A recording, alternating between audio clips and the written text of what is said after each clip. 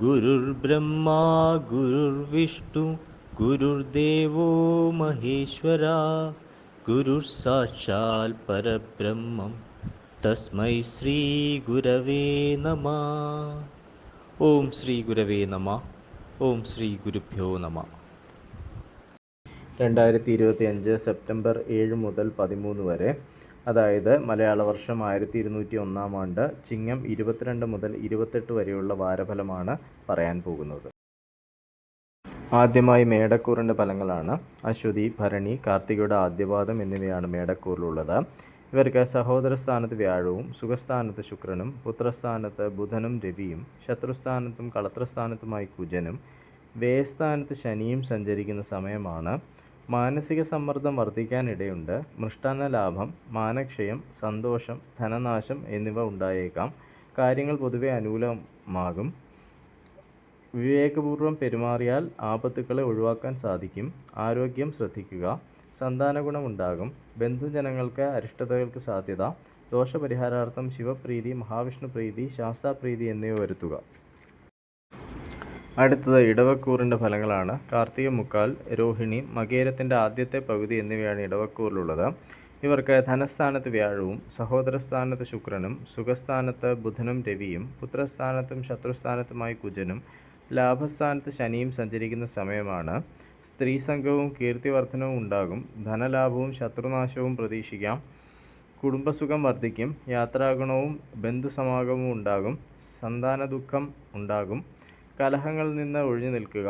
സർക്കാർ ഗുണാനുഭവങ്ങൾ, സന്തോഷം, അമിതമായ ചെലവ്, വസ്ത്രലാഭം എന്നിവയ്ക്ക് സാധ്യതയുണ്ട്. ആരോഗ്യകാര്യങ്ങളിൽ പ്രത്യേകം ശ്രദ്ധിക്കുക. ശിവപ്രീതി, ഭദ്രകാളി പ്രീതി എന്നിവ വരുത്തിയാൽ ദോഷങ്ങൾക്ക് പരിഹാരമാകും. അടുത്തത് മിഥുനക്കൂറിൻ്റെ ഫലങ്ങളാണ്. മകേരം അവസാനത്തെ പകുതി, തിരുവാതിര, പുണർത്തം മുക്കാൽ എന്നീ നക്ഷത്രങ്ങളാണ് മിഥുനക്കൂറിലുള്ളത്. ഇവർക്ക് ജന്മത്തിൽ വ്യാഴവും ധനസ്ഥാനത്ത് ശുക്രനും സഹോദരസ്ഥാനത്ത് ബുധനും രവിയും സുഖസ്ഥാനത്തും പുത്രസ്ഥാനത്തുമായി കുജനും കർമ്മസ്ഥാനത്ത് ശനിയും സഞ്ചരിക്കുന്ന സമയമാണ്. ആരോഗ്യപുഷ്ടിയും സന്താനലാഭവും ഉണ്ടാകും. രോഗം, അഭീഷ്ടസിദ്ധി, ബന്ധുസമാഗമം, ധനനാശം എന്നിവയ്ക്ക് സാധ്യതയുണ്ട്. ഉദരരോഗം പ്രതീക്ഷിക്കാം. സഹോദരഗുണം കുറയും. ആലോചനയില്ലാത്ത പ്രവൃത്തികൾ അബദ്ധമായിത്തീരും. അനുഭവഗുണം വർദ്ധിക്കും. അലച്ചിലിനും സ്ഥാനഭ്രംശത്തിനും ഇടയുണ്ട്. ദോഷപരിഹാരാർത്ഥം ശാസ്താപ്രീതി, മഹാവിഷ്ണു പ്രീതി, ഭദ്രകാളി പ്രീതി എന്നിവ വരുത്തുക. അടുത്തത് കർക്കിടകക്കൂറിൻ്റെ ഫലങ്ങളാണ്. പുണർതം അവസാന പാദം, പൂയം, ആയില്യം എന്നീ നക്ഷത്രങ്ങളാണ് കർക്കിടകക്കൂറിലുള്ളത്. ഇവർക്ക് വ്യയസ്ഥാനത്ത് വ്യാഴവും ജന്മത്തിൽ ശുക്രനും ധനസ്ഥാനത്ത് ബുധനും രവിയും സഹോദരസ്ഥാനത്തും സുഖസ്ഥാനത്തുമായി കുജനും ഭാഗ്യസ്ഥാനത്ത് ശനിയും സഞ്ചരിക്കുന്ന സമയമാണ്.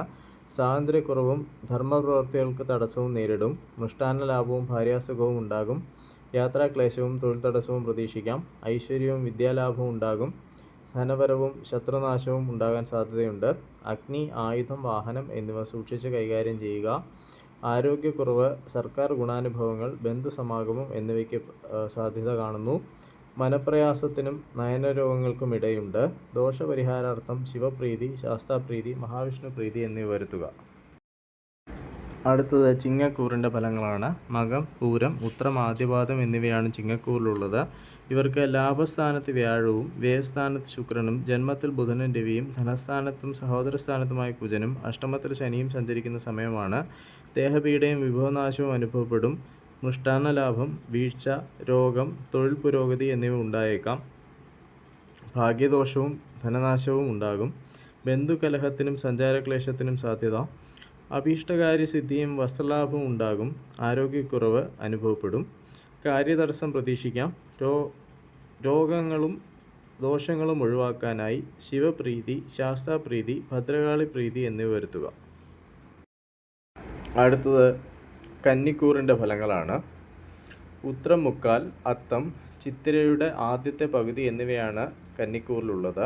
ഇവർക്ക് കർമ്മസ്ഥാനത്ത് വ്യാഴവും ലാഭസ്ഥാനത്ത് ശുക്രനും വ്യയസ്ഥാനത്ത് ബുധനും രവിയും ജന്മത്തിലും ധനസ്ഥാനത്തുമായി കുജനും കളത്രസ്ഥാനത്ത് ശനിയും സഞ്ചരിക്കുന്ന സമയമാണ്. കളത്രസുഖം കുറയും. ദൂരദേശയാത്രകൾ വേണ്ടി വന്നേക്കാം. ബന്ധുസമാഗമവും മനസ്സന്തോഷവും ഉണ്ടാകും. സന്താനഗുണം കുറയും. ദ്രവ്യനാശത്തിന് സാധ്യതയുണ്ട്. ശത്രുശല്യം വർദ്ധിക്കും. ഉഷ്ണരോഗങ്ങളും മനോദുഃഖങ്ങളും അലട്ടും. ശയനസുഖം, സമ്മാനലാഭം, അഗ്നിഭയം എന്നിവ പ്രതീക്ഷിക്കാം. ധനനഷ്ടം, തൊഴിൽ തടസ്സം എന്നിവയ്ക്ക് യോഗം കാണുന്നു. ദോഷപരിഹാരാർത്ഥം ശിവപ്രീതി, ശാസ്താപ്രീതി, മഹാവിഷ്ണു പ്രീതി, ഭദ്രകാളി പ്രീതി എന്നിവ വരുത്തുക. അടുത്തത് തുലാക്കൂറിൻ്റെ ഫലങ്ങളാണ്. ചിത്തിര അവസാന പകുതി, ചോതി, വിശാഖം മുക്കാൽ എന്നിവയാണ് തുലാക്കൂറിലുള്ളത്. ഇവർക്ക് ഭാഗ്യസ്ഥാനത്ത് വ്യാഴവും കർമ്മസ്ഥാനത്ത് ശുക്രനും ലാഭസ്ഥാനത്ത് ബുധനും രവിയും വ്യയസ്ഥാനത്ത് ജന്മത്തിലുമായി കുജനും ശത്രുസ്ഥാനത്ത് ശനിയും സഞ്ചരിക്കുന്ന സമയമാണ്. അനുഭവ ഗുണം വർദ്ധിക്കും. സാമ്പത്തിക സ്ഥിതി മെച്ചപ്പെടും. സഞ്ചാര തടസ്സം, രോഗശമനം, സുഖം, ആയുധം കൊണ്ട് മുറിവറ്റൽ എന്നിവയ്ക്ക് സാധ്യതയുണ്ട്. ഉഷ്ണരോഗങ്ങൾക്ക് സാധ്യത. കുടുംബസൗഖ്യവും അഭിവൃദ്ധിയും ഉണ്ടാകും. ആജ്ഞാശക്തിയും സാമർഥ്യവും വർദ്ധിക്കും. കർമ്മഗുണം കുറയും. അപമാനകരമായ സാഹചര്യങ്ങളിലൂടെ കടന്നു പോകേണ്ടതായി വരും. ശത്രുശല്യം കുറയും.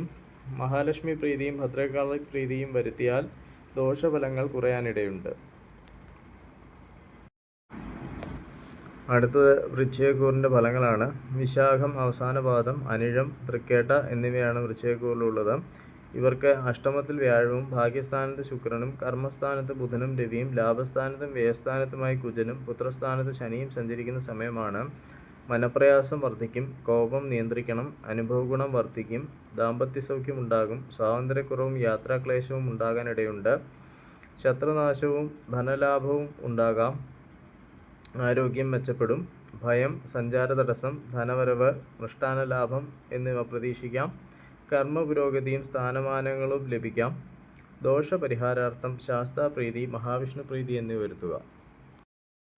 അടുത്തത് ധനുക്കൂറിൻ്റെ ഫലങ്ങളാണ്. മൂലം, പൂരാടം, ഉത്രാടം, ആദ്യപാദം എന്നിവയാണ് ധനുക്കൂറിലുള്ളത്.